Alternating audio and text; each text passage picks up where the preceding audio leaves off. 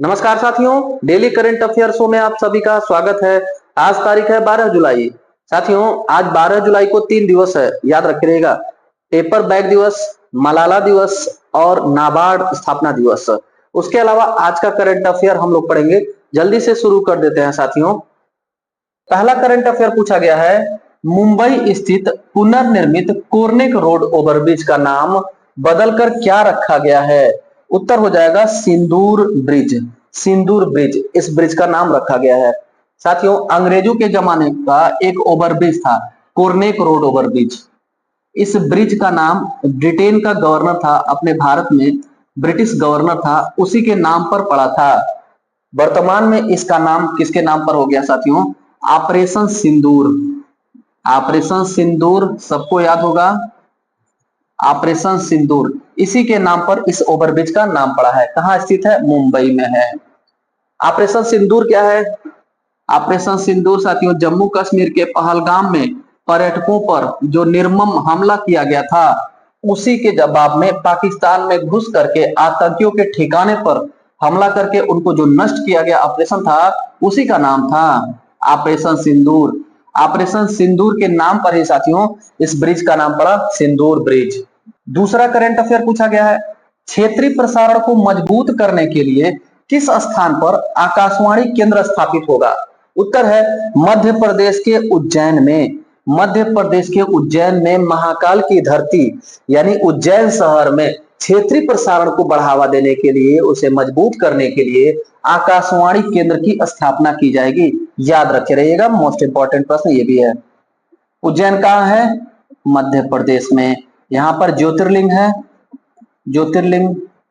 इसके अलावा साथियों, उज्जैन में कुंभ और महाकुंभ मेले का आयोजन भी होता है।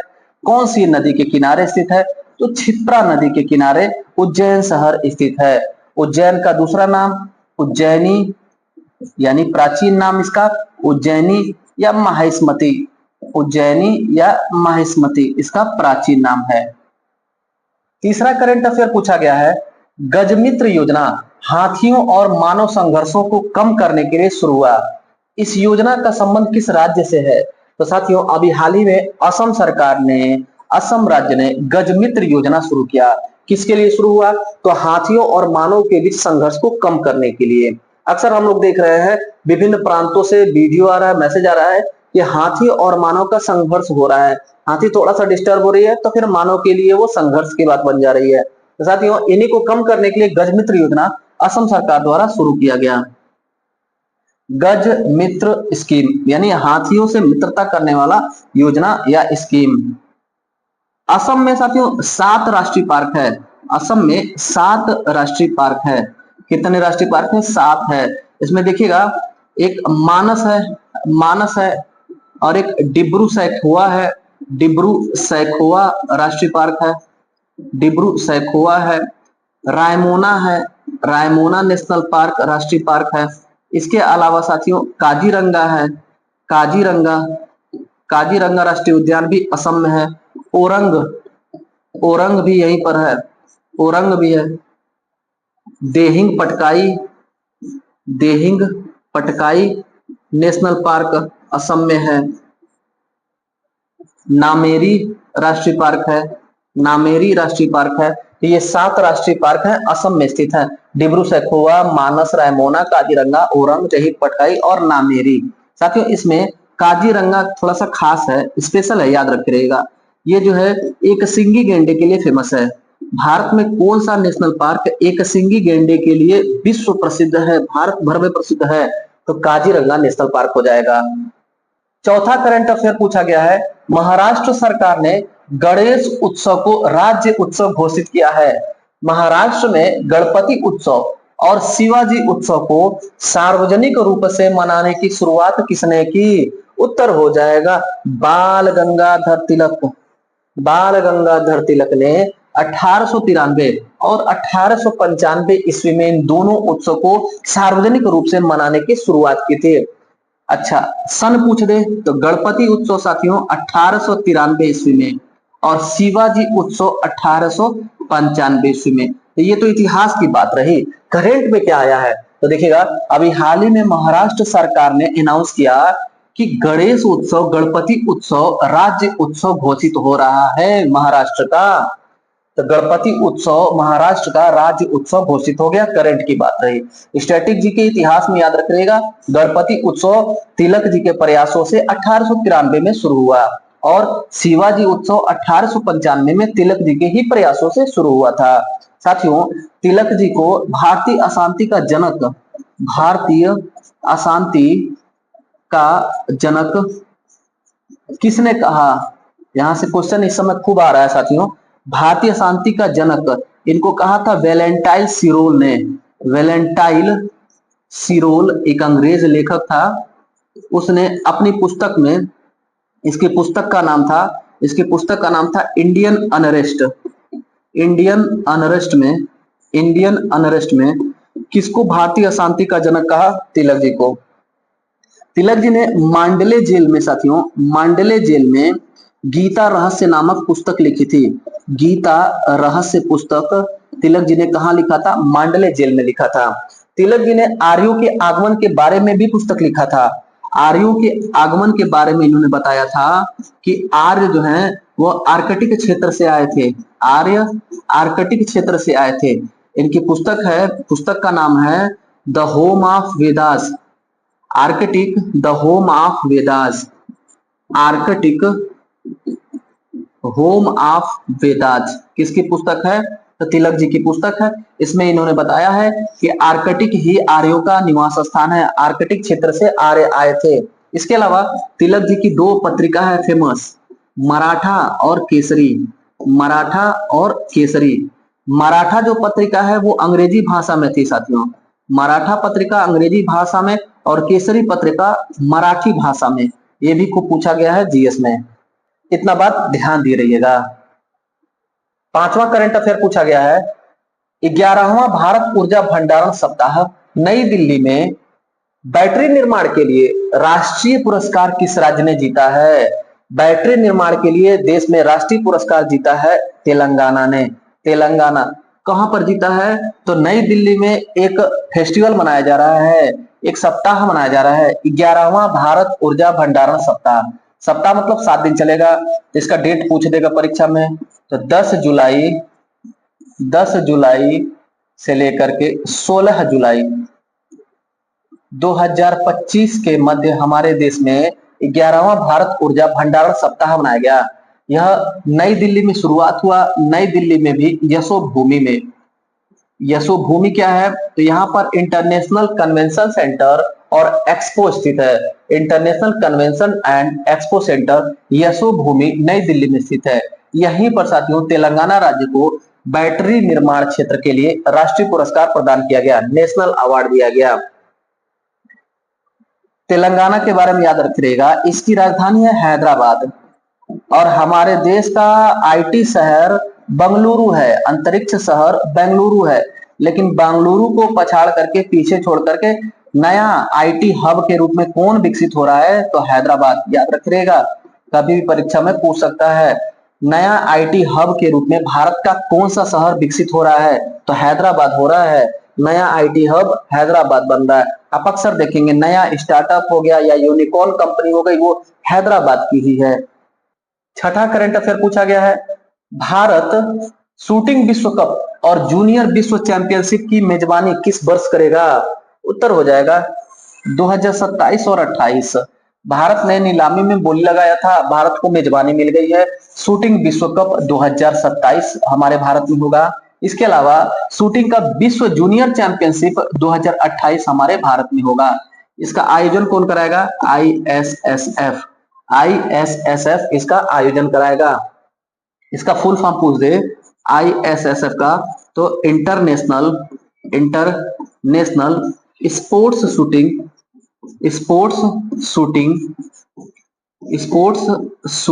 फेडरेशन। Sports shooting federation. साथियों, शूटिंग और स्पोर्ट्स शूटिंग में अंतर है।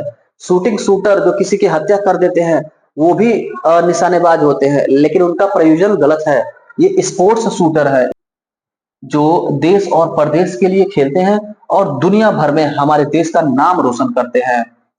एक प्रश्न यहां से याद रखिएगा साथियों, अभिनव बिंद्रा अभिनव बिंद्रा एक शख्सियत है, स्पोर्ट्स खिलाड़ी हैं, शूटिंग से हैं, स्पोर्ट्स शूटिंग से हैं।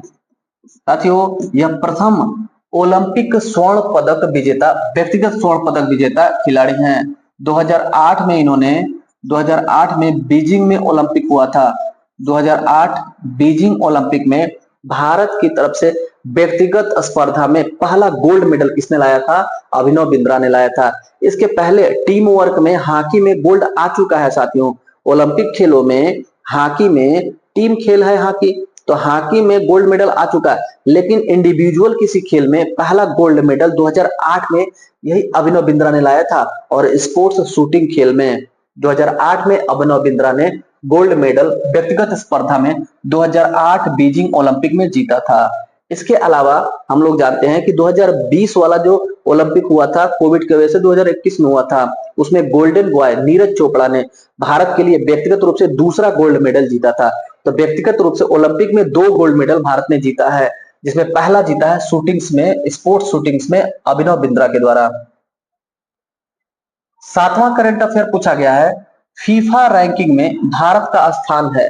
फीफा रैंकिंग में भारत का स्थान साथियों 2016 के बाद सबसे खराब प्रदर्शन 133वां स्थान पर है फीफा रैंकिंग में, यानी कि federation of international football association. FIFA का फुल फॉर्म है federation of international football association. इसकी अपनी रैंकिंग होती है, इसकी रैंकिंग में भारत का हमारे स्थान 133वां है। फीफा के बारे में बात किया जाए तो 21 मई 1904 ईस्वी को पेरिस में इसकी स्थापना हुई। फ्रांस की राजधानी पेरिस, पेरिस जो सीन नदी के किनारे स्थित है, वही पेरिस में फीफा का गठन 21 मई 1904 ईस्वी को हुआ। लेकिन फीफा का हेडक्वार्टर मुख्यालय ज्यूरिख में है। ज्यूरिख में इसका मुख्यालय है, और ज्यूरिख कहाँ है? स्विट्जरलैंड में है। स्विट्जरलैंड, स्विट्जरलैंड जिसे यूरोप का खेल का मैदान कहा जाता है। यूरोप का खेल का मैदान स्विट्जरलैंड। अच्छा, फुटबॉल दिवस कब मनाया जाता है? फुटबॉल दिवस अभी हाल ही में शुरू हुआ दिवस है साथियों, परीक्षा में पूछ देगा। फुटबॉल दिवस 25 मई को दुनिया भर में फुटबॉल दिवस मनाया जाता है। अंतरराष्ट्रीय फुटबॉल दिवस 25 मई को मनाया जाता है। क्यों मनाया जाता है? याद रखिएगा, 25 मई 1924 को 25 मई 1924 को पेरिस ओलंपिक खेलों में पहली बार फुटबॉल शामिल हुआ था। 25 मई 1924 को। इसी उपलक्ष्य में हर साल 25 मई को अंतरराष्ट्रीय फुटबॉल दिवस मनाने की घोषणा की गई। 8वां करंट अफेयर पूछा गया है, टाइम 100 क्रिएटर लिस्ट में शामिल होने वाली पहली भारतीय कौन बनी है? तो पहली भारतीय बनी है साथियों प्राजक्ता कोली। प्राजक्ता कोली एक क्रिएटर हैं, एक अभिनेत्री हैं, एक कहानीकार हैं, स्टोरी टेलर हैं। इनको अभी हाल ही में टाइम पत्रिका ने अपने 100 क्रिएटर लिस्ट में जगह दिया है। ऐसा मुकाम पाने वाली यह पहली भारतीय बन गई, याद रखिएगा। 9वां करंट अफेयर है, भारत ने 227 गीगावाट नवीकरणीय ऊर्जा उत्पादन किया। यह पिछले वर्ष की अपेक्षा कितने प्रतिशत वृद्धि को दर्शाता है? उत्तर हो जाएगा 4000%। साथियों, रिन्यूएबल एनर्जी जो है, नवीकरणीय ऊर्जा है, रिकॉर्ड ग्रोथ हुआ है हमारे देश में। 227 गीगावाट उत्पादन हुआ है, जो पिछले कुछ वर्षों में 4000% का ग्रोथ है। अपने देश में प्रधानमंत्री सूर्योदय योजना शुरू किया गया, सोलर एनर्जी को बढ़ावा देने के लिए पीएम सूर्योदय योजना। इसका नाम बदल के फिर कर दिया गया पीएम सूर्य घर योजना। पीएम सूर्य घर योजना सोलर एनर्जी को बढ़ावा देने के लिए। साथियों, आपके लिए जो हमने प्रश्न बनाया है थोड़े बड़े लग रहे होंगे आपको। अब हम इसी प्रकार के कुछ बड़े बड़े प्रश्नों को भी लाएंगे आपके लिए। आपने यूपीएससी में देखा, बाकी एग्जाम में भी देख रहे हैं। अब क्वेश्चन वो नहीं पूछेगा तलाश कार्यक्रम किसने शुरू किया, तो आप ट्रिक करेंगे। आपका धैर्य का भी परीक्षा होगा, एक बड़ा सा क्वेश्चन देगा और उसके बाद लास्ट में बस थोड़ा सा डिटेल पूछ लेगा। तो आपको देखना चाह रहा है कि आपके अंदर कितना पेशेंस है, पेशेंस पूर्वक प्रश्नों को पढ़ पा रहे हैं कि नहीं, आप इस काबिल हैं कि नहीं। तो हम लोग उस पैटर्न पर पढ़ रहे हैं। हतोत्साहित मत होइएगा, एकदम ईमानदारी से ध्यान पूर्वक प्रश्नों को पढ़िएगा। 10वां करंट अफेयर पूछा गया है, एकलव्य मॉडल आवासीय विद्यालय EMRS में पढ़ने वाले आदिवासी छात्रों के लिए शिक्षा, रोजगार और कौशल प्रशिक्षण को मजबूत करने के लिए तलाश कार्यक्रम किसने शुरू किया? देखिएगा, ए उत्तर हो जाएगा इसका नेस्ट, यूनिसेफ और टाटा। इन तीनों लोगों ने मिलकर के आदिवासी बच्चों के लिए तलाश कार्यक्रम शुरू किया। आदिवासी बच्चों के लिए हमारे देश में पढ़ाई के लिए, आदिवासी बच्चों की पढ़ाई के लिए हमारे देश में एकलव्य मॉडल आवासीय विद्यालयों की स्थापना की गई है। इसे शॉर्ट में EMRS कहते हैं, एकलव्य मॉडल रेजिडेंशियल स्कूल। साथियों, यह योजना शुरू हुई थी 1997-98 ईस्वी में। 1997-98 ईस्वी में शुरू हुई आदिवासी बच्चों के शिक्षा के लिए यह स्कूल है साथियों। और यह स्कूल वर्तमान में अगर पूछे हमारे देश में EMRS स्कूल की स्थापना कुल कितनी हो गई है, तो 722। आज के डेट में जो हम करंट अफेयर पढ़ रहे हैं, आज के डेट में भारत में एकलव्य स्कूलों की संख्या 722 है। और यूपी में अगर पूछा जाए तो 4 है और 2 अभी निर्माणाधीन है, यानी यूपी में 6 हो जाएंगे, वर्तमान में 4 निर्माणाधीन हैं। इसके अलावा पूछे कि एकलव्य मॉडल आवासीय विद्यालय यह किस मंत्रालय के अधीन आता है, तो जनजाति मंत्रालय के अधीन आता है। जनजाति मंत्रालय के अधीन। आप क्वेश्चन का उत्तर बताइए कमेंट में, वर्तमान में हमारे देश के जनजाति मंत्री कौन है, कमेंट में उत्तर दीजिए। आगे देखते हैं कि ये नेस्ट जो है इसका फुल फॉर्म क्या है। इसका फुल फॉर्म है साथियों national education society for tribal students. यहाँ पर यूनिसेफ है और ये टाटा है, इन तीनों ने मिलकर के तलाश कार्यक्रम शुरू किया EMRS स्कूल के बच्चों के लिए। इसका उद्देश्य क्या होगा? इसका उद्देश्य होगा शिक्षा, रोजगार और कौशल प्रशिक्षण को बढ़ावा देना, उसे मजबूत करना। 11वां करंट अफेयर पूछा गया है, इंग्लैंड के लंदन में लॉर्ड्स संग्रहालय में किस भारतीय क्रिकेटर के चित्र का अनावरण किया गया? इंपॉर्टेंट, सचिन तेंदुलकर। अभी हाल ही में महान भारतीय क्रिकेटर, क्रिकेट के भगवान कहे जाने वाले सचिन तेंदुलकर के चित्र का, प्रतिमा नहीं, चित्र का अनावरण किया गया लंदन में लॉर्ड्स म्यूजियम में, लंदन के लॉर्ड्स संग्रहालय में। साथियों, लंदन में एक लॉर्ड्स स्टेडियम भी है, मैदान भी है। लॉर्ड्स जो मैदान है इसे याद रखिएगा क्रिकेट का मक्का कहा जाता है। क्रिकेट का मक्का, क्रिकेट का मक्का किस मैदान को कहा जाता है? लॉर्ड्स मैदान को कहा जाता है। और क्रिकेट का सबसे बड़ा स्टेडियम दुनिया का कहां पर है? तो अहमदाबाद में है। यह भी याद रखिएगा, अहमदाबाद में दुनिया का सबसे बड़ा क्रिकेट स्टेडियम है। 12वां करंट अफेयर पूछा गया है, हिंदुस्तान यूनिलीवर लिमिटेड की पहली महिला CEO कौन बनी? उत्तर हो जाएगा प्रिया नायर। प्रिया नायर को हिंदुस्तान यूनिलीवर लिमिटेड कंपनी का चीफ एग्जीक्यूटिव ऑफिसर नियुक्त किया गया। प्रिया नायर इसकी उत्तर हो जाएंगे। प्राजक्ता कोहली ऑप्शन में दिया है। प्राजक्ता कोहली साथियों ये टाइम जो 100 क्रिएटर लिस्ट है उसमें शामिल हुई प्राजक्ता कोहली। और सबीह खान, अच्छा यहाँ पर सबीहा लिखा है, अगर ये सबीह खान रहे, यहाँ पर पुल्लिंग का स्त्रीलिंग हो गया। अगर सबीह खान है तो यह सबीह खान साथियों एप्पल के COO बने। COO एप्पल के कौन बने? मुरादाबाद के सबीह खान। मुरादाबाद के सबीह खान एप्पल के CEO बने, मुरादाबाद उत्तर प्रदेश के। 13वां करंट अफेयर पूछा गया है, ऑपरेशन कालनेमी उत्तराखंड में शुरू हुआ, इसका संबंध है, इसका संबंध किससे है? पाखंडियों पर शिकंजा कसने से। उत्तर हो जाएगा 13 का A। हुआ क्या, उत्तराखंड में अभी हाल ही में बहुत ज्यादा मात्रा में फर्जी बाबा आ गए हैं, जो हमारे देश से, देश भर के कोने कोने से श्रद्धालु जाते हैं, उनको ठगने का काम, उनके साथ अनैतिक काम कर रहे हैं ये फर्जी बाबा। तो इनकी पहचान करके, इनको चिन्हित करके कार्यवाही करने के लिए ऑपरेशन कालनेमी शुरू किया गया है। किस राज्य द्वारा? उत्तराखंड राज्य के द्वारा। 14वां और अंतिम करंट अफेयर है, कला सेतु नामक राष्ट्रव्यापी इनिशिएटिव या पहल स्टार्टअप एक्सेलरेटर वेबएक्स ने भारत के लिए रियल टाइम लैंग्वेज लॉन्च किया है। इसकी शुरुआत किस मंत्रालय द्वारा की गई? उत्तर हो जाएगा सूचना एवं प्रसारण मंत्रालय।